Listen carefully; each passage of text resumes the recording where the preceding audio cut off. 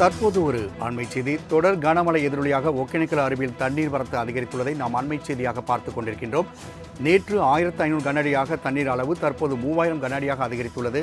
மேலும் கூடுதல் விவரம் செய்த ஸ்ரீதரன் வழங்க கேட்கலாம்.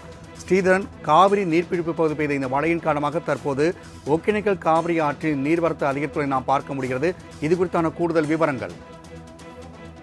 வணக்கம் ராம்குமார். தமிழகத்தின் கடந்த 3 மாதங்களாக வெயிலின் தாக்கம் அதிகரிக்கும் நிலையில் பல்வேறு மாவட்டங்களில் மழை பெய்யும் என சென்னை வானிலை மையம் அறிவித்திருந்தது. இதன் ஒரு பகுதியாக கிருஷ்ணகிரி, அசட்டி, நாட்டாப்பாளையம், பிலிகுண்டு ஆகிய பகுதிகளில் மழை பெய்து வருகிறது.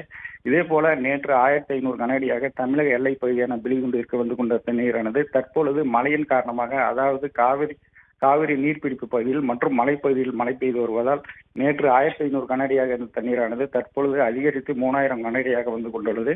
ஒகேனக்கல் அருவிகள் ஆர்ப்பரித்து கொட்டுகிறது. அதாவது மெயின் அருவி, 5 அருவி ஆகிய பகுதிகளில் தண்ணீர் வரத்து ஆர்ப்பரித்து கொட்டு வருகிறது. இதேபோல் இந்த தண்ணீரானது இன்று மாலை அல்லது நாளை காலை மேட்டூருக்கு சென்றடையும் என எதிர்பார்க்கப்படுகிறது. ராம்குமார். ஸ்ரீதரன், தகவலுக்கு நன்றி.